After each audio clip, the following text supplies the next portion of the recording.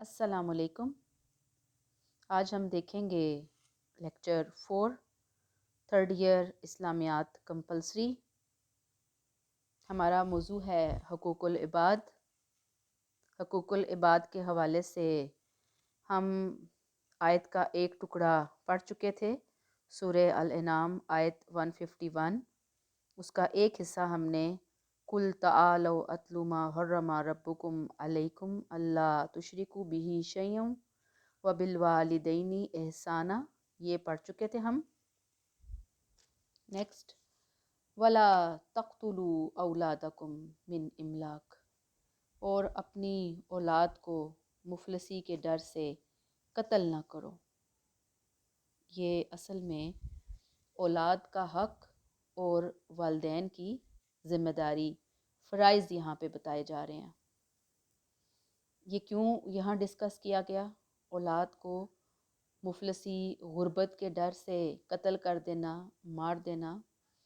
اصلاً عربوں کے ہاں یہ کبھی رسم موجود تھی کہ وہاں پہ لوگ یہ سمجھتے تھے کہ شاید بچوں کو فیڈ کرنا، ان کو دینا، کھلانا پلانا، یہ ہماری بہت بڑی ذمہ داری ہے، لہٰذا وہ اپنے بچوں کو اوورآل اور خاص طور پر لڑکیوں کو زندہ درگور کر دیا کرتے تھے۔ تو اللہ تعالیٰ نے یہاں پہ حکم دے دیا کہ قتل اولاد بہت بری چیز ہے۔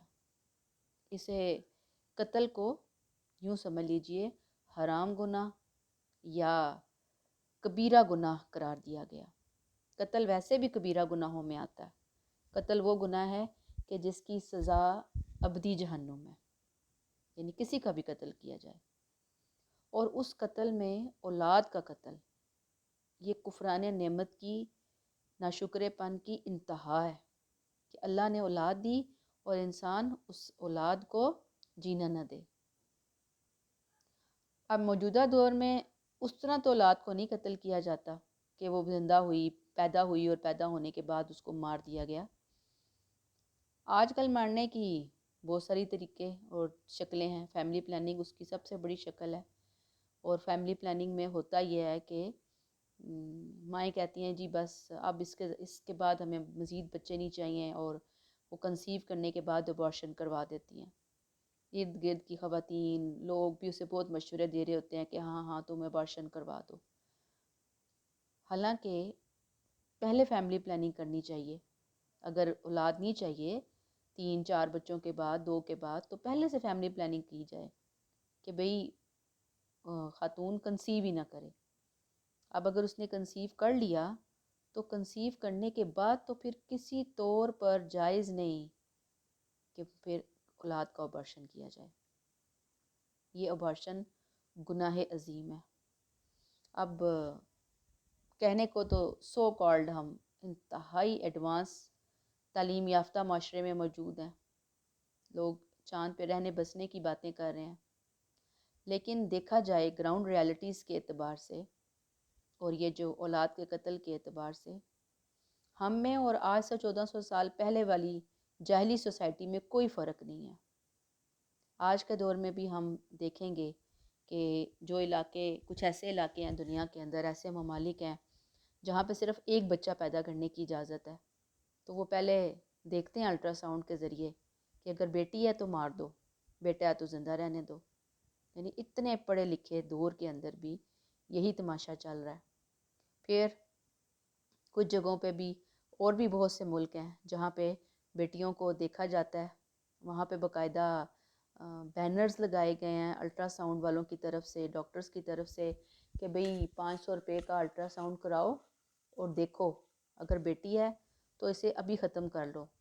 آج 500 روپیہ لگانا یہ زیادہ آسان ہے بنسبت یہ کہ کل کو جب تم اس کی شادی کرو گے تو تمہیں اس کے اوپر ہزاروں روپیہ لگانا پڑے گا۔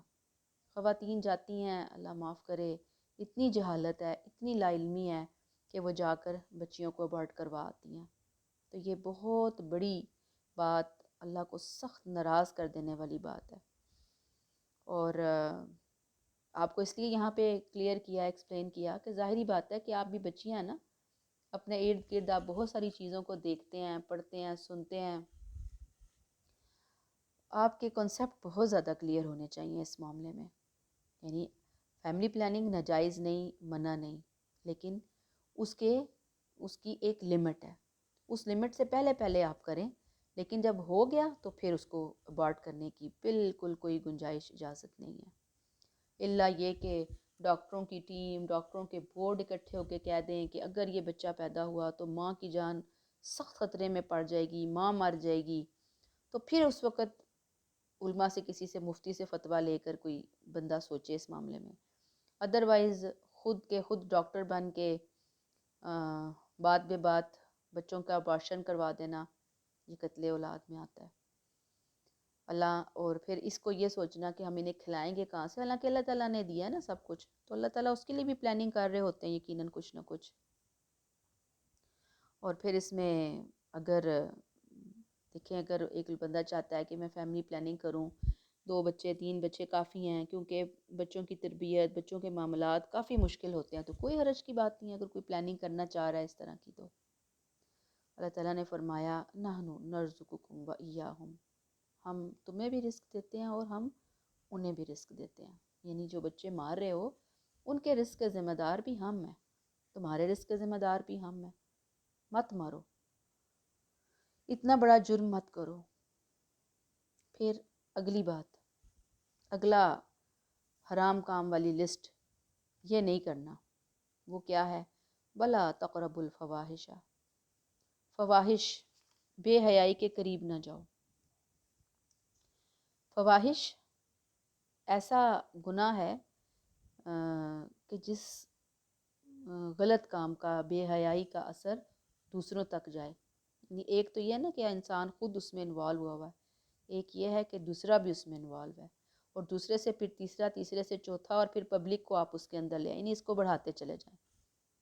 تو یہ فواحش میں آتا ہے. اللہ کہتے ہیں کہ جو کام فواحش کی لسٹ میں آتے ہیں نا، ما ظہر منہا وما بطن، خواہ وہ ظاہر ہیں خواہ وہ چھپے ہوئے ہیں، ظاہر اور باطن ہر طرح کے گناہوں سے بچو.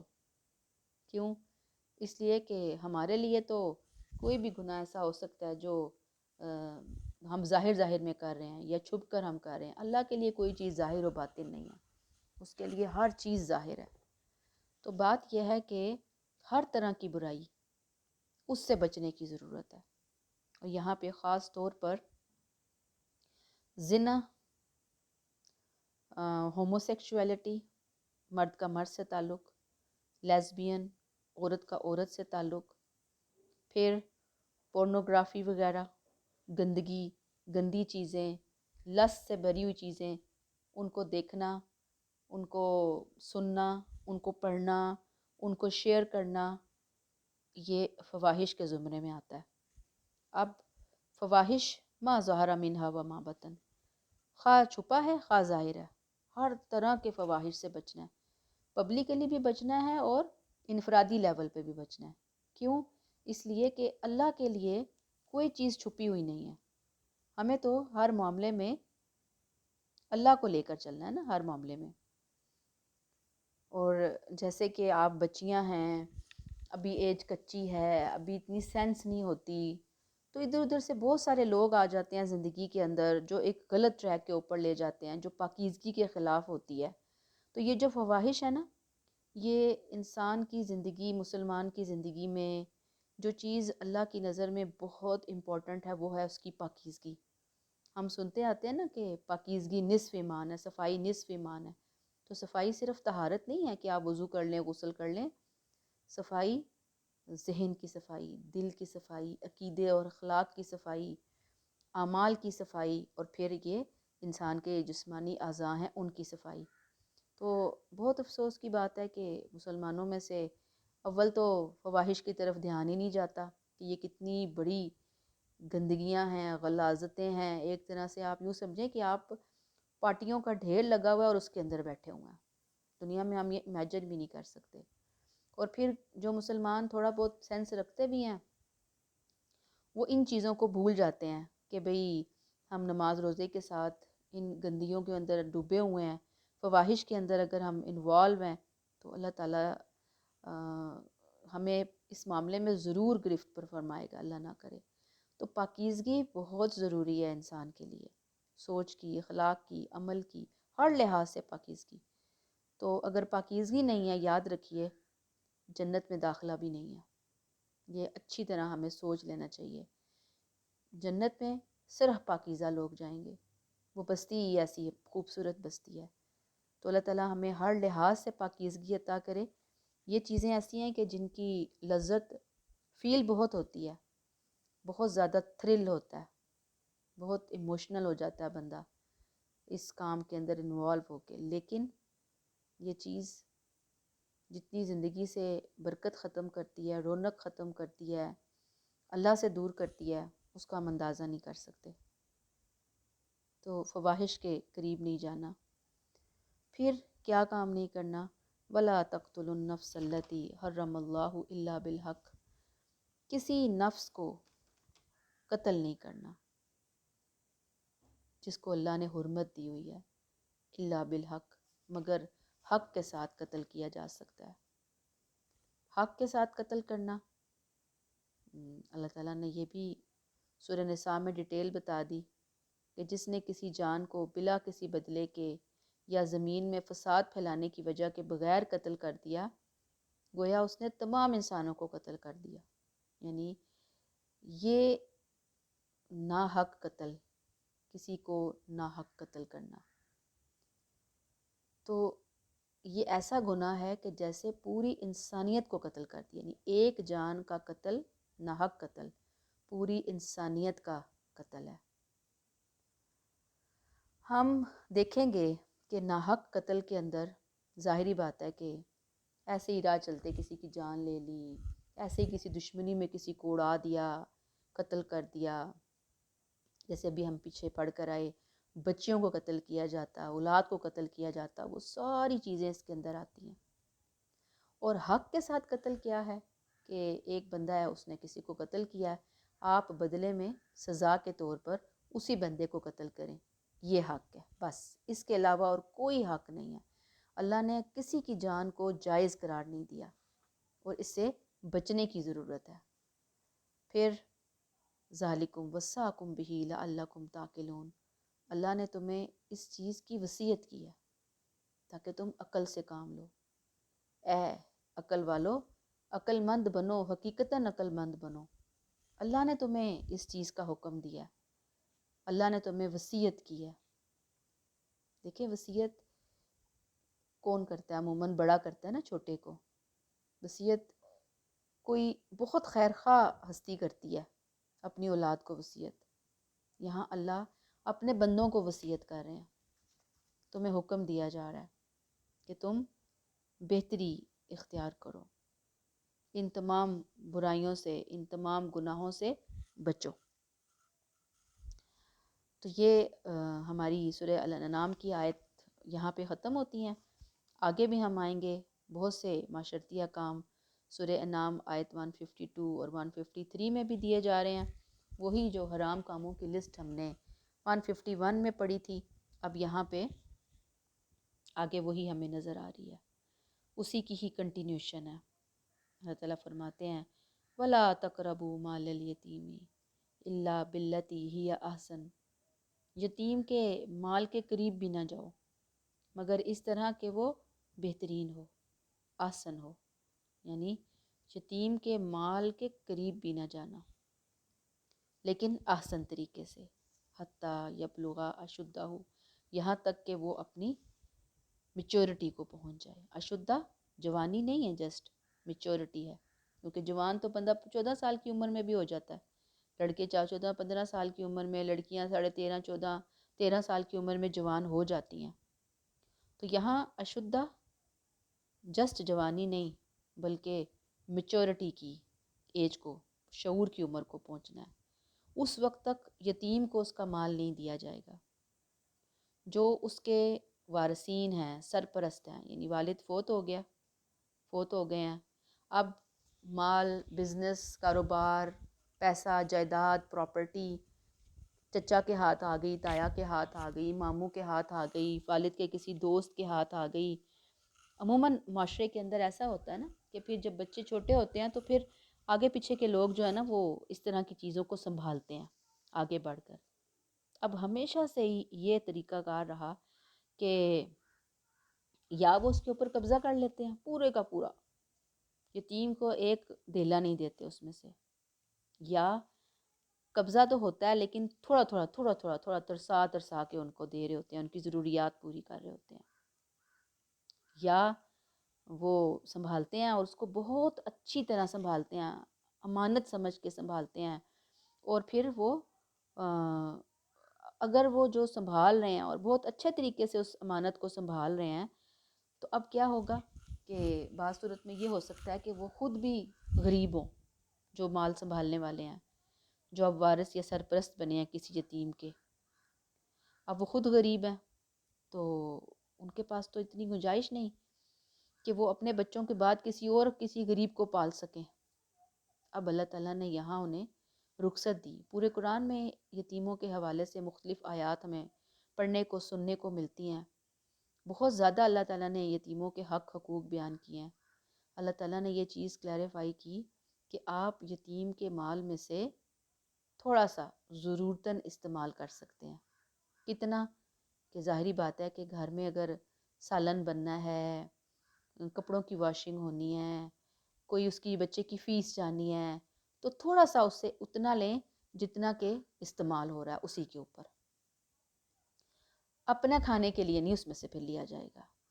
لیکن اب یہ بھی نہیں ہے کہ آپ یتیم کی ہانڈی الگ کر دیں گے، یہ تو بڑی مشقت میں پڑ جائے گا وہ بندہ، تو اس میں سے ایک منیمم اماؤنٹ لے لے اس کے پیسوں میں سے، کہ حساب لگا لے کہ بچہ جو ہے وہ 100 روپے روز کا اس کے اوپر خرچ ہو رہا ہے کھانے پہ، یہ وہ کیلکولیشن کی جائے نا کہ ہانڈی ہماری روز بنتی ہے، دال بنتی ہے، سبزی بنتی ہے، پورے مہینے میں ایوریج کتنا بنتا ہے پر ڈے کے حساب سے، روٹی کتنی ہے، اسکول کتنا ہے، چلیں جی 100 150 روپے کا خرچہ ہو رہا ہے، 200 کا خرچہ ہو رہا ہے، 500 کا خرچہ ہو رہا ہے، خرچے کو ڈیوائڈ کیا جائے گا، ڈیوائڈ کرنے کے بعد اتنی اماؤنٹ لے کر پھر ہانڈی اکٹھی بنائی جائے گی، اور اسی میں سے وہ استعمال کرے گا، ساری چیزیں وہ استعمال کرے گا، گھر میں رہے گا گھر والوں کی طرح۔ اللہ تعالیٰ نے اجازت دی اور ساتھ ہی کہہ دیا کہ اگر یتیم کا مال تم لوگ ناحق کھا رہے ہو تو یاد رکھو اپنے پیٹ میں جہنم کی آگ بھر رہے ہو، انگارے بھر رہے ہو، اور جہنم کی جو آگ ہے ظاہری بات ہے وہ کوئی آسان چیز نہیں ہے، بہت سخت چیز ہے۔ اور پھر یہاں پہ یہ جو اور بات کہی کہ یتیم کو مال دیا جائے، اور بعض لوگ ایسے بھی کرتے ہیں، قرآن نے ان کی تصویر کشی کی کہ وہ کہتے ہیں کہ یتیموں کے بڑے ہونے سے پہلے پہلے ہی ان کا مال مکا کے ختم کیا جائے، سارا کچھ کھا پی لیا جائے، تو یہ بھی ایک غلط رویہ ہے، غلط انداز ہے، کیوں کھایا جائے اس کا مال فٹافٹ۔ پھر بعض لوگ یہ بھی کرتے ہیں کہ جی اس کا مال جو ہے نا اچھا مال لے لیا جائے اور غلط ملت اس کے مال میں شامل کر دیا جائے۔ یاد رکھیے یہ سب حرام کی شکلیں ہیں، حرام کھانے کی شکلیں ہیں، اللہ تعالیٰ نے اس سے منع فرمایا، اس سے ہمیں بچنے کی یعنی کہ ضرورت ہے۔ اور پھر نبی کریم صلی اللہ علیہ وسلم نے تو یتیم کے حوالے سے اتنا انکریج کیا کہ آپ نے کہا کہ جس گھر میں یتیم کی پرورش ہوتی ہے وہ اور میں قیامت کے دن بالکل ساتھ ساتھ ہوں گے۔ آپ نے اپنی شہادت کی انگلی اور دوسری انگلی کو اکٹھا کیا۔ پھر یتیم کے سر پہ شفقت سے ہاتھ پھیرنا، اس کے جتنے بال ہیں اتنی نیکیاں بندے کی بڑھ جاتی ہیں۔ یتیم کو اپنے ساتھ بٹھا کر کھانا کھلانا، یہ بڑے اجر کی اور بڑے ثواب کی باتیں ہیں، لیکن بات پھر وہی آتی ہے کہ ہم یہ کام کریں گے تو پھر ہمیں اس کا اجر ملے گا۔ تو جہاں اگر کسی کو یہ سعادت ملے کسی یتیم کی لک آفٹر کی، تو یہ بڑی عظمت کی بات ہے۔ پھر اگلا حکم، اہم بات، اب یہ بات پازیٹیو وے میں کہی جا رہی ہے، اس کے اپوزٹ کریں گے تو وہی چیز حرام میں چلی جائے گی۔ وَأَوْفُوا الْكَيْلَ وَالْمِيزَانَ بِالْقِسْطِ، اور انصاف کے ساتھ ماپ تول پورا کرو، ماپ تول انصاف کے ساتھ پورا کرو۔ اب یہ ماپ اور تول کیا ہے؟ آپ دیکھیں کپڑے کو ماپا جاتا ہے، ٹھیک ہے نا، گز، میٹر، انچ، کوئی بھی چیز جو ماپنے کے دائرے میں آتی ہے۔ تول جب کسی چیز کو تولا جاتا ہے، میئرمنٹ وغیرہ، ٹھیک ہے، تو جیسے دودھ تولا جاتا ہے، کوئی فروٹ سبزی تولی جاتی ہے، تو اللہ تعالیٰ نے بتایا کہ ناپ اور تول پورا پورا کرو. ایسا نہ ہو، قرآن میں ایک جگہ بتایا کہ لیتے ہوئے تو پورا پورا ناپ کے لو، تول کے لو، اور دیتے ہوئے ڈنڈی مارو، دوسرے کو کم دو، ناپ یا تول میں کمی. اب ظاہر بات ہے کہ یہ جو کمی ہے، اب اگر ایک بندہ بازار میں مارکیٹ میں بیٹھا ہے، وہ کپڑا ناپ ناپ کے دے رہا ہے، 5 میٹر کا سوٹ ہوتا ہے، ہر میٹر کے پیچھے وہ ایک بالشت کپڑا کم کر دے، تو سوچیں کہ پورے دن کے بعد سوٹ جتنے بکیں گے تو ایک سوٹ تو اس کا ویسے ہی نکل آئے گا، یا 2 دن میں ایک سوٹ نکل آئے گا. یا اسی طریقے سے کوئی چیز تول کے دی جا رہی ہے، تولنے میں عموماً ہمارے جو لوگ ہیں وہ جو ترازو ہے اس کے اندر تھوڑا سا، پہلے زمانے کے ترازو میں تو نیچے کچھ چیز لگا لی اس کے، تو وہ جتنا لگائی تو وہ چیز کم ہوتی تھی لیکن وزن زیادہ دکھایا جا رہا ہوتا تھا. دودھ لیا ہے 1 لیٹر تو اس میں اتنا پانی ڈال دینا، پیسے پورے دودھ کے لینا، 3 پاؤ دودھ میں 1 پاؤ پانی، 1.25 پاؤ پانی، تو یہ کیا ہے؟ یہ بھی ناپ تول میں کمی کے اندر آتا ہے. تو یہ دونوں حرکتیں، ناپ اور تول میں کمی، یہ اللہ کی نظر میں شدید گناہ کی بات ہے، پست اخلاق والی بات ہے. اگر آپ پڑھیں قرآن پاک میں تو حضرت شعیب علیہ السلام گزرے، ان کی قوم میں بہت ساری اخلاقی بیماریاں تھیں، برائیاں تھیں، لیکن یہ ایک برائی بہت بڑی برائی تھی جو ان کی تباہی کا بہت بڑا ذریعہ بنی تھی. تو بات یہ ہے کہ اس برائی سے بچنے کی کوشش کرنا، ناپ تول کو اچھے طریقے سے لینا، پورا کر کے لینا، پورا کر کے دینا.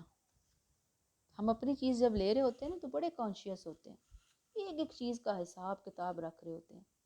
جہاں پہ دوسروں کے حقوق کی ادائیگی کی بات آتی ہے وہاں ہم بڑے لاپرواہ ہو جاتے ہیں. اللہ کو یہ نہیں پسند، نہ لاپرواہی، نہ زیادتی، نہ ظلم. ظلم اور زیادتی کرنے والے، جیسے ابھی میں نے آپ کو ابھی بتایا پچھلی آیات کے حوالے سے، کہ جو پاکیزہ لوگ نہیں ہوں گے وہ جنت میں نہیں جائیں گے، ایسے ہی ظلم کرنے والے لوگ جنت میں نہیں جائیں گے. وَإِذَا قُلْتُمْ فَعْدِلُوا، جب تم بات کرو تو انصاف کی بات کرو.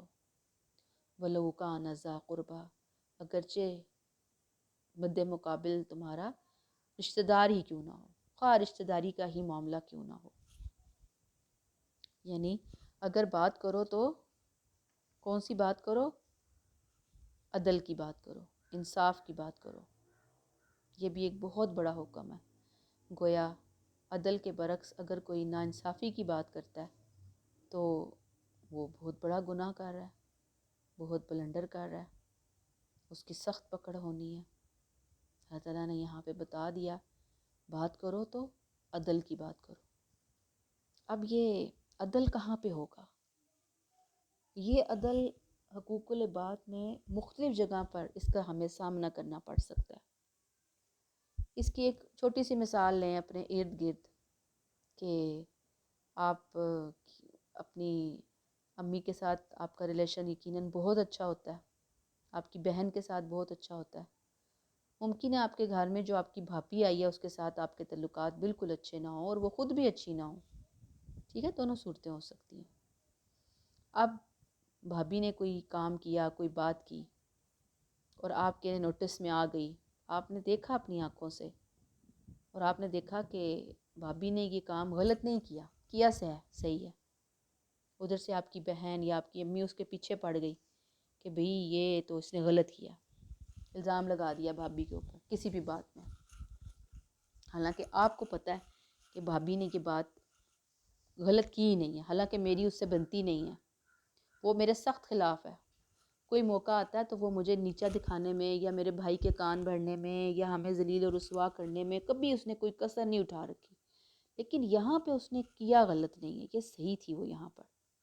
تو آپ ایک طرف ذا قربہ میں آپ کی والدہ ہیں، اتنی پیار کرنے والی ہستی، آپ کی بہن ہے یا آپ کی کوئی دوست ہے، اور دوسری طرف آپ کا کوئی دشمن ہے.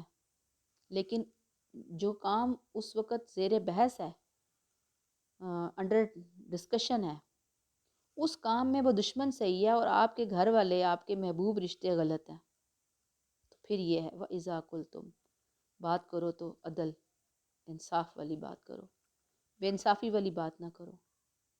آج دنیا میں انصاف کی بات کر کے ہم اپنی ماں کا، اپنی بہن کی آنکھوں کا تارا تو بن سکتے ہیں۔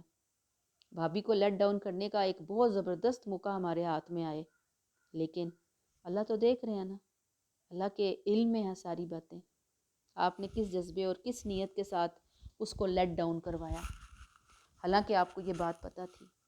تو انصاف کی باتیں کرنا بڑا آسان، لیکن جب انصاف کا موقع آئے اس موقع پر اس پر عمل کرنا اور دشمن کے معاملے میں عمل کرنا، یہ بہت مشکل۔ تو یہاں پہ اللہ تعالیٰ نے یہی آرڈر دیے کہ ناانصافی مت کرو، ظلم نہ کرو، یہ ظلم ہے۔ ناانصافی جو ہے وہ ظلم میں آ جاتا ہے، اس کے بجائے انصاف کرو۔ ذالکم وصاکم بہ لعلکم تذکرون، یہ اس نے تمہیں پھر وہی وصیت کی ہے، حکم دیا ہے۔ کیوں دیا؟ پچھلی آیت کا حصہ آخری آپ دیکھیں گے تو وہاں پہ آیا تھا لعلکم تاکلون، تاکہ تم عقل سے کام لو۔ یہاں آیا لعلکم تذکرون، کہ تم نصیحت پکڑو، تمہیں یاد دہانی حاصل ہو۔ یہ اللہ تمہیں وصیتیں کر رہا ہے، نصیحتیں کر رہا ہے، تمہیں چھوٹی چھوٹی باتیں بتا رہا ہے۔ یہ باتیں تمہارے بھلے کے لیے ہیں، تمہاری دنیا اور آخرت کی کامیابی کے لیے ہیں، سنوارنے کے لیے ہیں۔ وَأَنَّ هَٰذَا صِرَاطِي مُسْتَقِيمًا، اور یہ میری راہ ہے جو بالکل صراط مستقیم ہے، سیدھی راہ ہے۔ فَاتَّبِعُوهُ، پس اس راستے پر چلو۔ یہ کون سی راہ ہے میری؟ یہ جو پیچھے ہم جتنے احکامات پڑھ کر آئے اس سورہ میں اور قرآن کے اندر جگہ جگہ اللہ تعالیٰ نے اس طرح کے احکامات بکھیر دیے ہیں ہماری عقل سمجھ کے لیے، وصیت کی شکل میں، نصیحت کی شکل میں، ریمائنڈرز، جیسے کسی کو ریمائنڈر دیا جاتا ہے نا، یہ اللہ نے ہمیں ریمائنڈر دے دیا۔ اللہ نے ساتھ ہی کہا، ہر روز نماز کے اندر کھڑے ہو کر کئی بار اہدنا الصراط المستقیم مانگتے ہو، اللہ ہمیں سیدھا راستہ دکھا دے، اللہ ہمیں سیدھا راستہ دکھا دے۔ اللہ کہتے ہیں سیدھا راستہ چاہیے تو یہ کام ہے جو کہ تمہیں نہیں کرنے، اور وہ کام جو کرنے ہیں اس کی بھی لسٹ موجود ہے قرآن کے اندر۔ اور یاد رکھیے کہ کوئی ایسا نہیں ہے کہ جی ہزاروں کام ہیں جو اللہ نے ہمارے ذمے لگا دیے ہیں کہ بھئی یہ کرو، یہ کرو، یہ کرو، یہ کرو۔ چھوٹے چھوٹے کچھ کام ہیں جو ہمیں بجا لانے ہیں حقوق اللہ اور حقوق العباد میں، کچھ کام ہیں جو ہمیں نہیں کرنے۔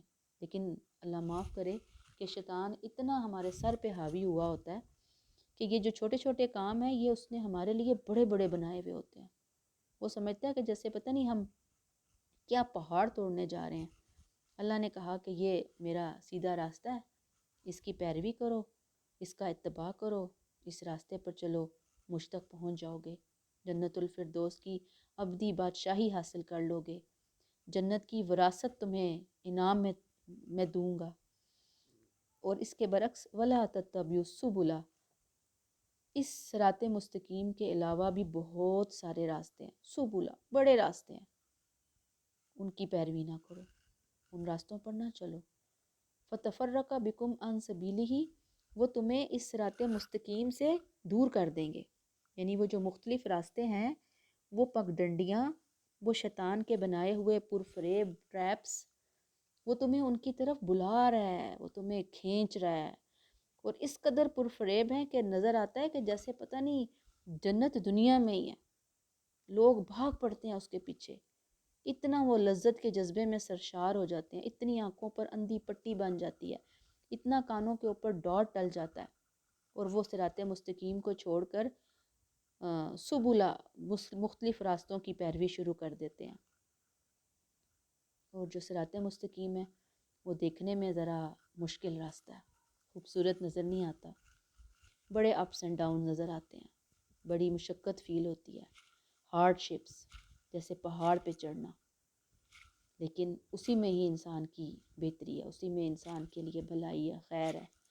اگر ہم صراط مستقیم کو چھوڑ کر مختلف راستوں کو فالو کریں گے، اور صراط مستقیم قرآن کا بتایا ہوا راستہ ہے، یاد رکھیے، تو بس ہم بھٹک جائیں گے اگر قرآن کو چھوڑیں گے تو۔ ذالکم وصاکم بہ لعلکم تتقون، یہ تمہیں حکم دیتا ہے اللہ کہ تم پرہیزگاری اختیار کرو۔ یعنی اللہ تعالیٰ تمہیں کیا حکم دے رہا ہے کہ تم پرہیزگار بنو، تقوی اختیار کرنے والے بنو۔ اب آپ دیکھ لیں اس میں لعلکم تذکرون، لعلکم تعقلون، لعلکم تتقون، اللہ چاہتے ہیں کہ ہم یہ رویہ، یہ طریقہ کار اپنی زندگی کے اندر لے کر آئیں۔ تو اللہ تعالیٰ ہمارا حامی و ناصر ہو اور حرام کاموں سے بچنے کی توفیق عطا فرمائے۔ السلام علیکم ورحمۃ اللہ وبرکاتہ۔